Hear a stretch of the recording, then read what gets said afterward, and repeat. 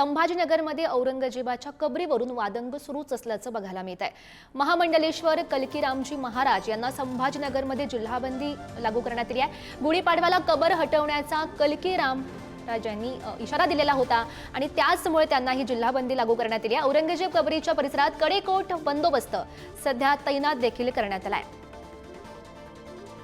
संघटनांनी औरंगजेबाची कबर उकडून फेकू कार सेवा करू अशा पद्धतीचा इशारा दिल्यानंतर जिल्हा प्रशासनाच्या वतीने अनेकांना जिल्हाबंदीचे आदेश पारित करण्यात आले होते। आता पुन्हा एकदा कलकीरामजी महाराज यांनी असा इशारा दिला होता आणि त्यानंतर आता त्यांच्यावर आणि त्यांच्या समर्थकांना देखील 5 एप्रिलपर्यंत छत्रपती संभाजीनगर जिल्ह्यामध्ये प्रवेशबंदी करण्यात आलेली आहे। कुठलाही अनुचित प्रकार घडू नये यासाठी आपण या परिसरात पाहू शकतो की पोलिसांचा फौज फाटा तैनात करण्यात आलेला आहे आणि ज्या प्रवेशद्वारावरच अशा पद्धतीने बॅरिकेडिंग करण्यात आलेला आहे।